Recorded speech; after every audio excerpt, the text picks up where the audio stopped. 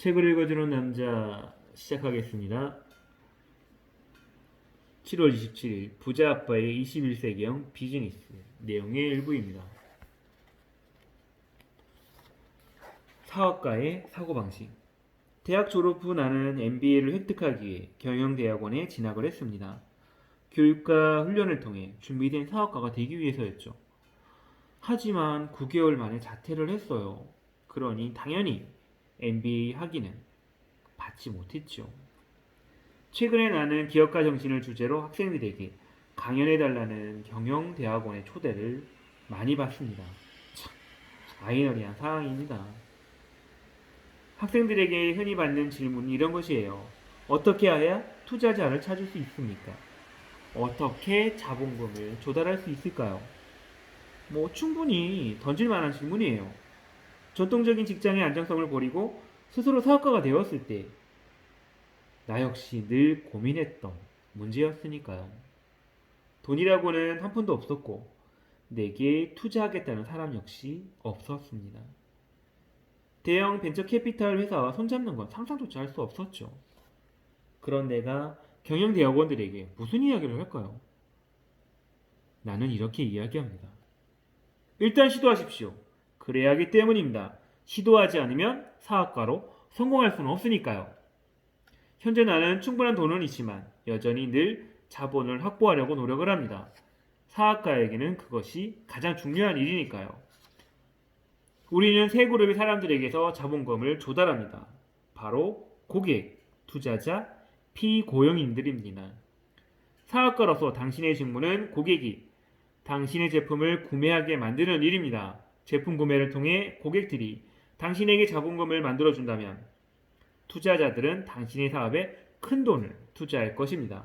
그리고 당신이 종업원을 고용했다면 그들로 하여금 공급의 최소 10배에 달하는 성과를 창출하게 만들어야 합니다. 그렇지 않으면 사업은 성공할 수가 없습니다.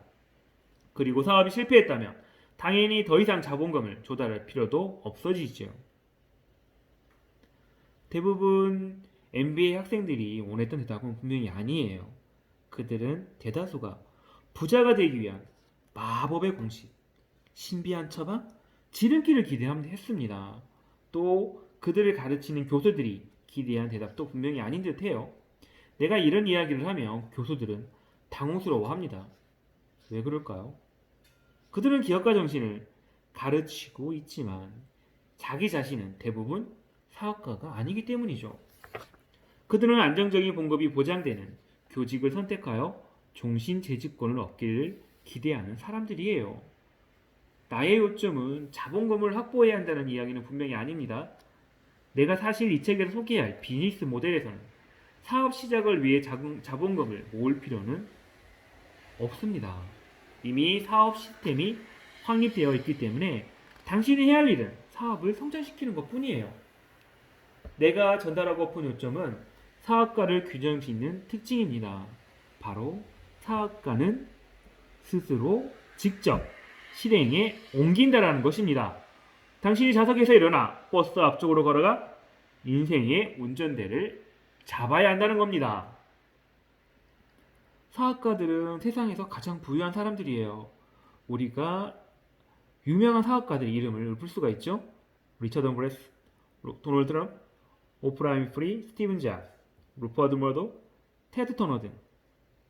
하지만 부유한 사업가들 중 대다수는 당신이나 내가 모르는 이름들이에요. 그들은 미디어의 주목을 끌지 않기 때문입니다. 그들은 그저 조용히 부자의 인생을 살아가고 있습니다.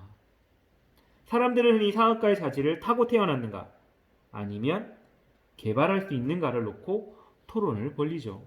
어떤 사람들은 사업가가 되기 위해서는 특별한 인격이나 모종의 마법과 같은 능력을 지녀야 한다고 생각을 해요.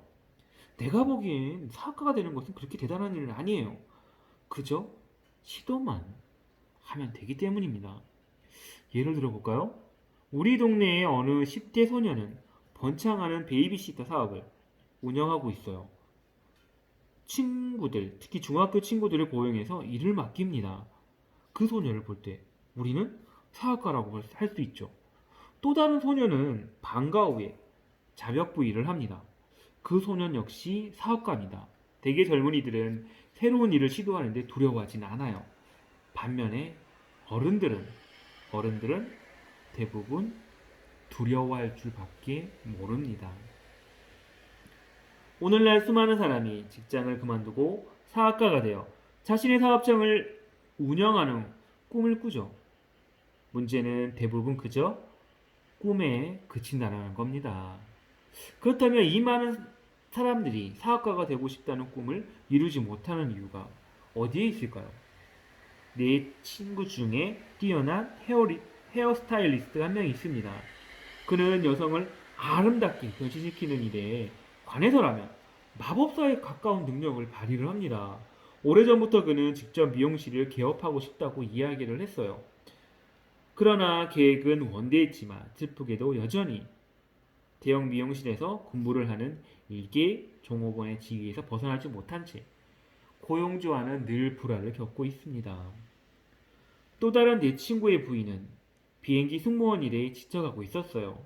2년 전 그녀는 그 일을 그만두고 학교로 돌아가 헤어스타일리스트가 되기 위해서 교육을 받았습니다. 그리고 한 달 전에 미용실을 개업을 했어요. 눈부시게 멋진 미용실이었고 최고의 헤어스타일리스트도 몇 명 고용한 상태였습니다. 앞서 말한 친구는 그녀의 미용실 개업 소식을 듣고 깜짝 놀라 이렇게 얘기를 했습니다. 도대체 그녀가 어떻게 미용실을 열었지? 그녀에겐 재능도 타고난 소질도 없어. 나처럼 뉴욕에서 공부를 한 것도 아니었고 게다가 실무 경험도 전혀 없잖아. 분명히 1년 안에 실패할 것이다. 분명하다. 어쩌면 그녀는 실패할 수도 있습니다. 통계에 의하면 사업체의 90%가 처음 5년 안에 폐업한다고 합니다. 하지만 그녀는 실패하지 않을 수도 있어요. 중요한 건 그녀는 시도하여 사업체를 운영하고 있다는 것이에요. 그녀는 인생을 결정하는데 용기가 아주 큰 힘을 발휘한다는 사실을 잘 알고 있습니다. 당신의 재능을 발견하고 개발하고 그것으로 세상에 기여하기 위해서는 반드시 용기가 필요합니다. 미국에서 300만 달러 이상 복권에 당첨된 이들 가운데 무려 80%가 3년 안에 파산을 맞는다고 합니다. 왜 그럴까요? 이유는 돈만 가지고는 부자가 될 수 없기 때문이에요. 그들의 예금 계좌에 찍힌 숫자는 커졌겠지만 단순히 숫자가 부자를 만드는 것은 분명히 아닙니다. 통장에 찍힌 숫자가 사람들의 사고방식을 바꾸지 못하기 때문입니다. 당신의 정신적 능력은 무한해요. 당신의 정신 능력을 제한하는 것은 의심과 회의뿐입니다. 아틀라스의 저자 에일런 랜들은 이렇게 말을 합니다. 부는 인간이 가진 사고 능력의 결과물이다. 자, 이제 인생을 바꿀 준비가 되었다면 당신의 뇌가 사고하게 만들 그리고 당신을 부자로 만들어줄 환경을 소개하도록 하겠습니다. 어린 시절 나의 친아버지가 자주 했던 이야기는 안정된 직장을 가지려면 열심히 학교에 다니고 좋은 성적을 받아야 한다는 겁니다. 아버지는 내가 4분면 사람이 되도록 프로그래밍 하고 있었죠. 어머니는 내가 의사나 변호사가 되기를 종용을 했습니다. 그렇게 언제든지 의지할 수 있는 전문직을 가져야 한다. 어머니는 나를 S4분면 사람으로 프로그래밍 하고 있었습니다. 내 부자 아버지는 나중에 커서 부자가 되고 싶다면 사업, 소유주나 투자가가 되어야 한다고 말씀을 하셨어요. 그는 내게 B와 I 4분면의 삶을 주입하고 있었습니다. 베트남에서 돌아왔을 때 나는 어떤 조언을 따를지 결정을 해야 했습니다. 당신 역시 지금 그런 선택의 기로에 놓여져 있습니다. 당신이 사업을 해야 하는 이유 중 하나는 존엄성을 되찾기 위해서입니다. 이 이유의 중요성을 간과해서는 안 돼요.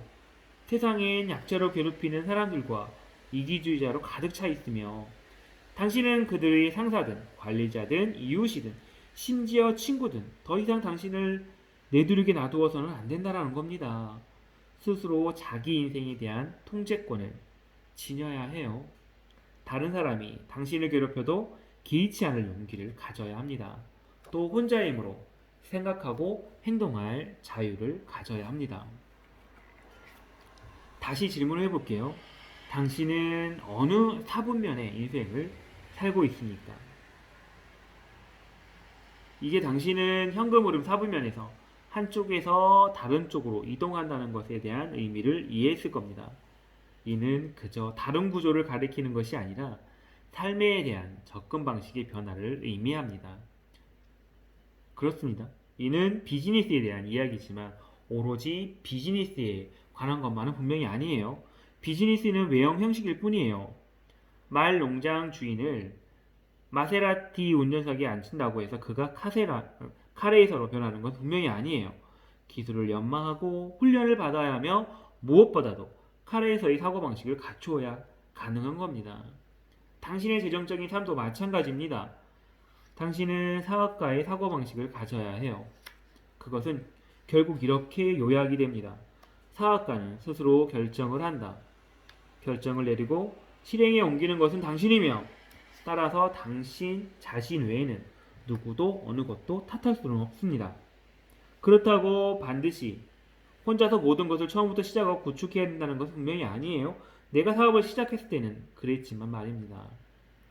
사실 내가 소개할 21세기형 비즈니스의 장점 중에 하나는 당신을 대신해 사업의 모든 기초공사가 미리 만들어되어 있다는 점, 더불어 당신의 성공을 기원하는 경험 많은 리더들의 안내를 받을 수 있다는 점이에요. 그러나 오해서는 안 됩니다. 바라는 일이 있다면 그것을 실행에 옮기는 주체는 바로 당신이어야 해요. 그러기 위해서는 반드시 사업가의 사고방식을 가져야 합니다. 그러기 위해서는 제 아무리 훌륭한 사업가, 훌륭한 스승을 만난다고 해도 좋은 성과를 얻지 못합니다. 책의 2부에서 살펴볼 비즈니스 모델이 바로 마세라티라고 할 수 있습니다. 그 운전석에는 당신이 앉아 있을 것이에요. 이때 무엇보다 중요한 것은 바로 당신입니다. 당신은 운전대를 잡을 준비가 되어 있습니까? 당신은 마세라티를 모는 데 필요한 자격을 갖추었습니까?